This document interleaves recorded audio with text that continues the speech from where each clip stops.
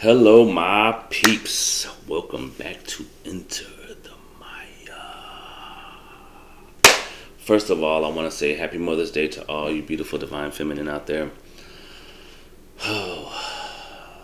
Creators of the universe, like for real, you are the only force that actually can push life through you in this universe, in this 3D realm. Like, oh my goodness, it's beautiful. Oh yeah, and so I want to give a shout out to Summer Styles. Do you like my decorations? That's my friend that calls me and tells me that what I need to do with my background. And oh yeah, I also want to apologize because that chair that I used on the episode 1 was loud as hell. So now I'm sitting stern, but I really liked it because I could be like, you know what I'm talking about? You know what I'm saying? And now I have to be like, damn it. But yes, okay, so y'all that are following the series, I want to say Happy Mother's Day to all of y'all. The divine feminine, man, she is important, but she has been suppressed for pretty much all of since we've been in the Piscean age. Before that too was because we're in the age of Aries. And for y'all that don't know, the Kali Yuga is about 2,500 years, right? That's however every time that's the predominant sign that we're under, and we're going into the age of Aquarius, and we're leaving Pisces, which was dualistic. You know what I'm saying? And then see, if you go back and study all the ancient, like even the Egyptians, you know what I'm saying? Like there was always like a combination. You know what I'm saying? There wasn't just one like savior type figure or one just like God, Father God. It was always a combination of the both. You know what I'm saying? And then as we move to the age of Aries, you know, the ram. That's why you see the Jews like the Abrahamic religions, basically.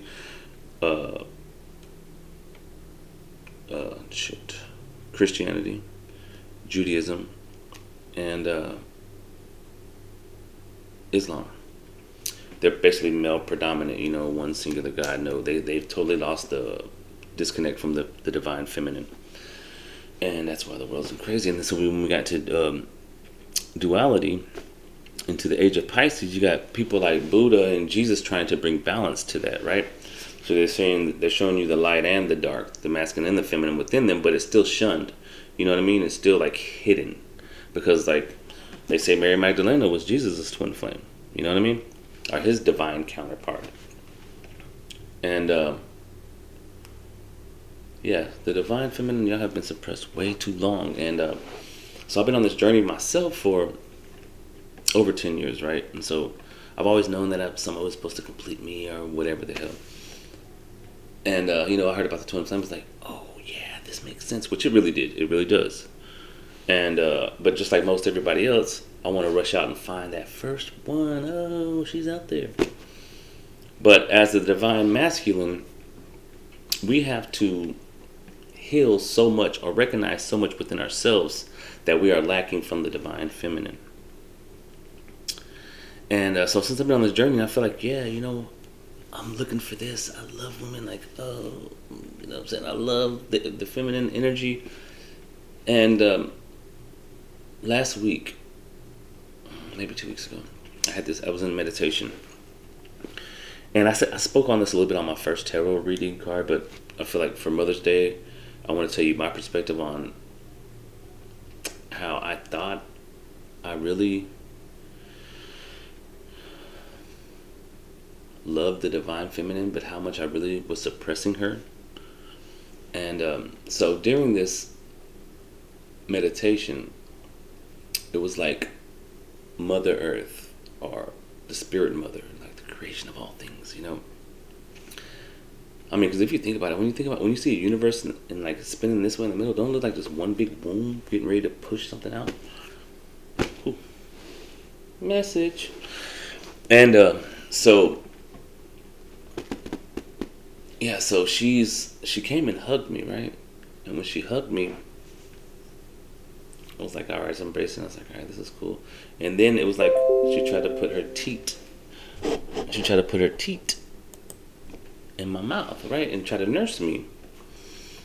And I kind of rejected that at first because, like, even in my meditations, I still see myself like how I am when I go into meditation. Unless I'm just like see myself fully energy, and sometimes I see myself as like bigger, but it's not. I saw myself like normal. And so she tried to get me to latch on, and I'm like, yo, this is weird because she feels like my mom. Why would I suck on her titty? And it made me start thinking about it. Like, so then I was like, you know what? Screw it. This is like feels right. I'm supposed to. So when I latched on, it started making me think of all my shit. You know what I'm saying? Like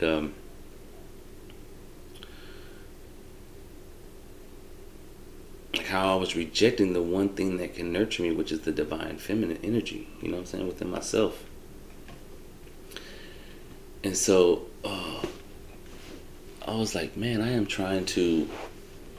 trying to deny the very thing that is here to nurture me. And it made me realize that I am off balance within myself. You know what I mean? Because even though I yearn for my connection, do I truly solidify and honor and respect the divine feminine?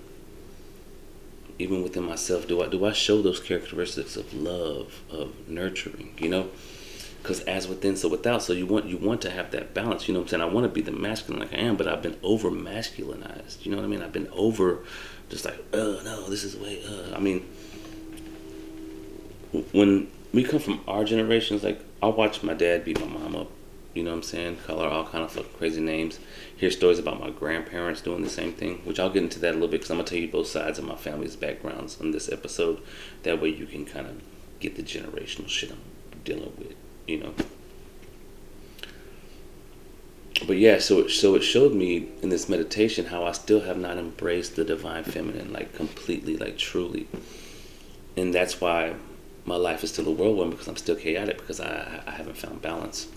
And then I wonder why she hasn't shown up yet because I have to heal myself. And not saying that we have to heal ourselves completely because I believe, you know what I'm saying, when we do meet the right one, we will build, communication will be right then, you know what I'm saying, we'll be able to handle it maturely, our wounds, and be able to talk and be understanding instead of just making it more chaotic, you know what I mean? Like, I'm wounded, so I'm like, no, fuck you, bitch, no, fuck you, asshole, get the fuck out. You know what I'm saying? None of that shit, you know what I'm saying? Like, not trying to make a circle fit into a square. You know what I mean?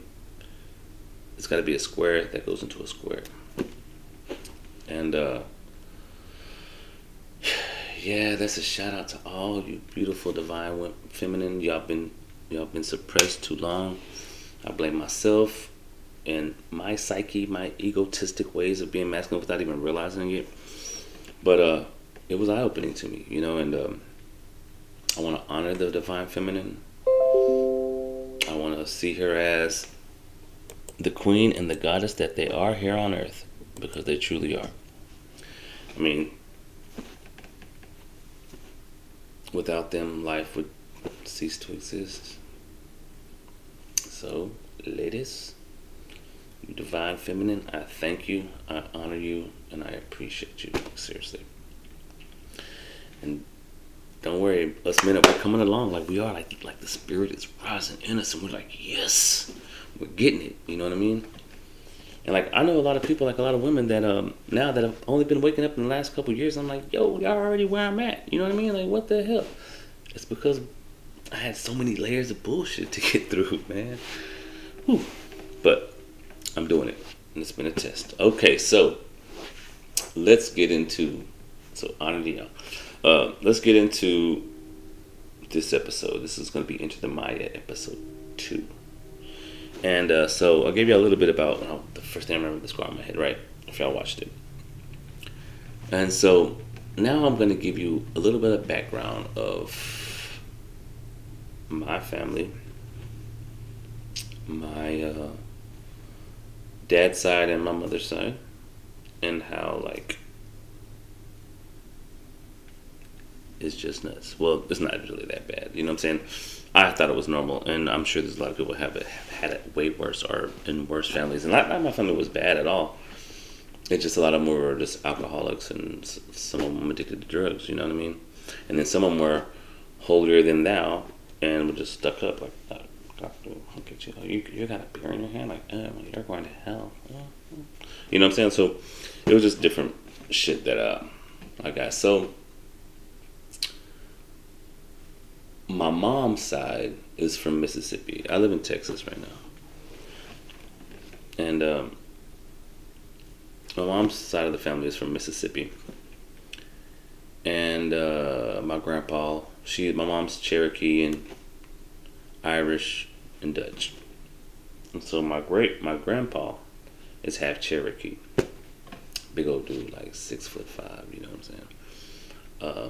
But he died young too, and my grandma's like 5'2". What the hell? But my mom growing up, like my grandpa was an asshole. But see, he lost his mom when he was 6, and being the 6-year-old, he was the youngest out of his parents' kids. The dad remarried. My great grandpa remarried almost instantly and had other kids, and so he was basically shunned almost instantly. So he basically raised himself from like 7 or 8 on his own, basically after that. You know what I'm saying? So he was just hard, like his heart was just hard, you know. And he freaking killed 4 dudes with his bare hands, and he got 5 years. Mississippi. Sounds like a slap on the wrist to me. But yeah, my grandpa, I mean, they say that one time when I was a kid, we lived in apartments, and I lived with my grandparents till I was like 6. And his ass booted me down the stairs like at 1 year old, like, field goal, motherfucker, blue. And you know, my fondest memories of him, really though, him being sick. Like, he was always sick. That's when I started, like, at the age where I could remember, he was always coughing and calling my grandma. Like, he had this fucked up stomach, and so even when he would lay back, the acids was going to his lungs, and it would just like fuck him up. Oh yeah, so he also used to, like, whenever he would go out to the bar all the time, and every night that he went to the bar, when he would come in, my mom and all her brothers and sisters, there was 5 of them, had to go underneath the house and hide, and my grandma took the ass whooping, bro. And see, that's what makes my grandma like bitter. He died early. He died like in the 90s, and she still lived, and so she's kind of like, I think she's a little bitter on the inside, you know. But yeah, so my mom had a pretty rough life on her side, you know. Yeah, it's crazy. And so my mom's side. Oh yeah, my mom's side. So and they said there's like 5 of them, and so they moved to Texas or whatever. And then we got my dad's side, and my dad and them, they lived on the east side of town or whatever. And my grandpa was like a farmer. He had cows, pigs, and all this other shit, chickens. I don't think he really grew nothing. He was just more like a animal farmer. One of the last farmers in the area. And him and my grandmother, they were like, they were like white witches. I don't know for sure about my grandpa, but I know my grandma was a white witch. Like, I heard stories. Like, she died 2 years before I was born, so I never got to meet her. But they say she used to be able to, like, people would like bring their kids when they were sick or whatever, and she would like do this egg ceremony on them, and like the next day she would crack it and there would be like a white spot on the egg, you know what I'm saying? And like she was like tell the person like, oh yeah, you know, like whatever the hell. And my grandpa too, like one time my grandpa, I walked in on him at his house, and he was in his bedroom. I was living in the back. I was living in the back by his house, and so I just walked into his house, and he was on the bed going, hey,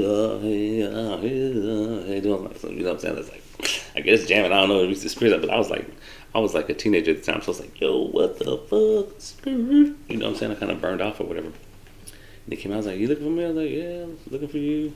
I forgot what I was looking for him for, but yeah. And I've heard stories like my grandpa would tell me that like they like knew how to do some shit, right? I should have picked up on it earlier, you know what I'm saying? Because then I realized how this world really is like witchery, you know what I'm saying? So my grandpa would tell me stories like one of my cousins or something. He went to Mexico with a couple of his buddies, and his buddies robbed him.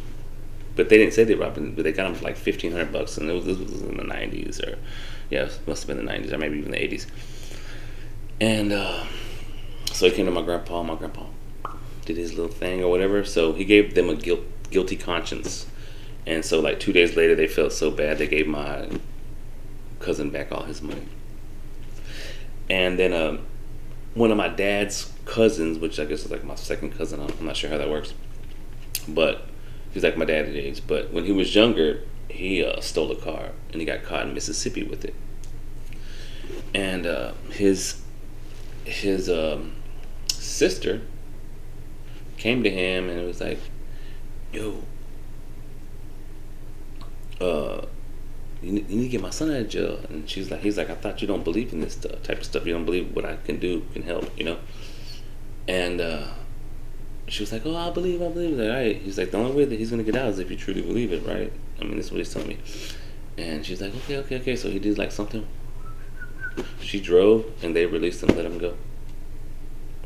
Yeah, and there's a couple more stories that I'm trying to think of. I can't really think of them. But so like my grandpa was like into like this good. I mean, I think when my grandma was alive, it was probably really, really good. You know what I'm saying?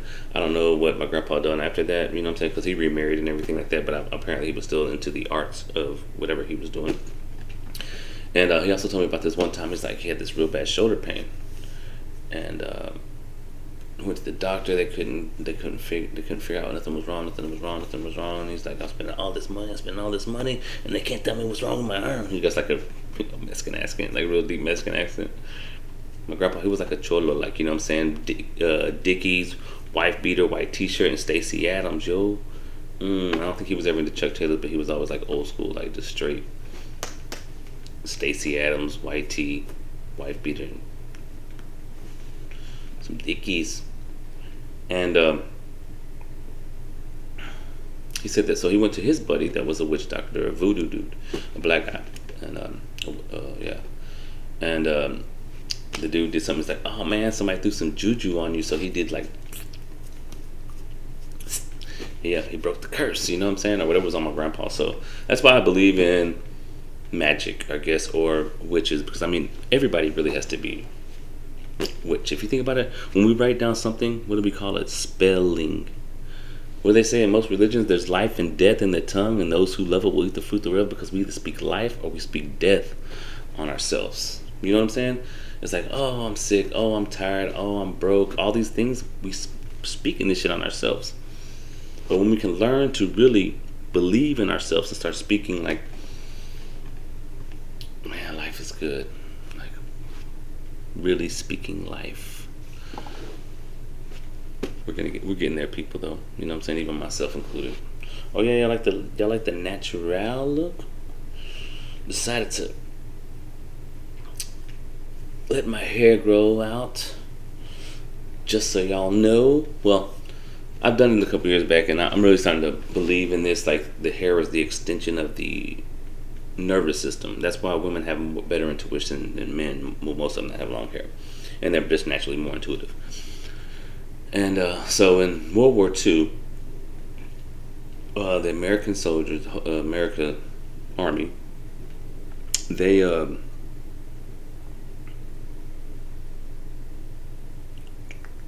they got some Indians, the best trackers from the Native American places in the United States. And so when they send them over there, you know what they do to everybody in the army? They shave their hair off, right? And so they get the dudes over there, and the dudes can't track no more. They're like, what the hell is going on? You know what I'm saying? Like, we got the best trackers, and y'all can't track. They're like, we don't know. The only thing that we know is that our hair's cut off now. We can't track. So the U.S. Army did a little test. And so they set up one Indian with hair and another Indian without hair. I think it was several tests. And so the Indian job was to escape the enemy's presence. Like, they were set up in a camp, and they were supposed to be able to escape, right? That's what their test was.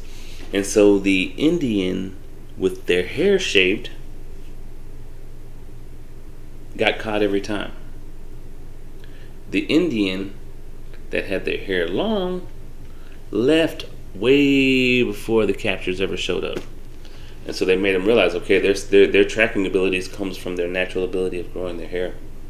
So, long hair. Don't care. Mm-mm. But I had my beard for a while, but off and on. Alright, so that was a little short message for y'all, too. But, yeah, so both sides of my family, man, like, real masculine, you know what I'm saying? The women were real submissive.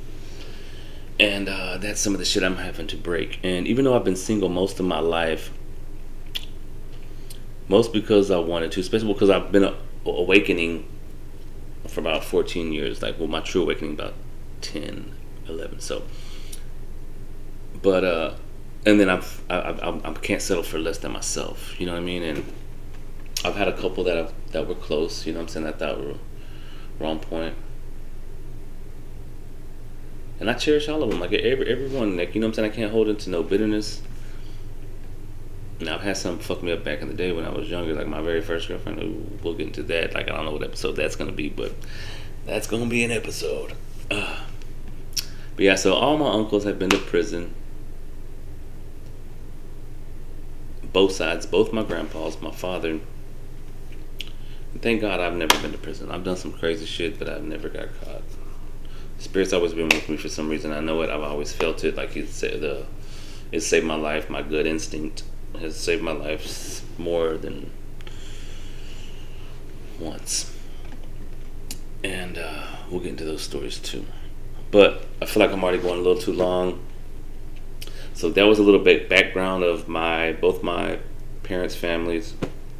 My grandpa, the other one, he was an asshole too. He would beat the shit out of kids. He was spiritual, but he was an asshole too. You know what I'm saying? Like, he would beat all the kids' asses with belts, extension cords, whatever the fuck.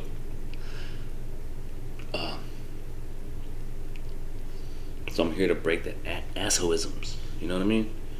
So are you, all the fellas watching this, ladies, we are stepping into our masculine. We're stepping into our divine role, and we're asking y'all to raise up to the frequency and know that y'all are the goddesses right here representing. But yeah, so my son's coming next week. I don't know if I said this already, so I might jump into an episode with him and let him like see it from his point of view of me still being a kind of a bad father. You know what I'm saying? Because I was still selling drugs and shit whenever I raised him. And so yeah, we'll get a little bit of his insight, and I'll let you see how the seeds that I planted have also flourished in him. You know what I'm saying? So he's a good kid. But alright, guys, appreciate you. Hope this wasn't too long. Happy Mother's Day to all the divine feminine. Time to rise. Masculine, time to handle business. And episode 3 probably in a couple days. We'll see how it goes. Thank you guys. Namaste.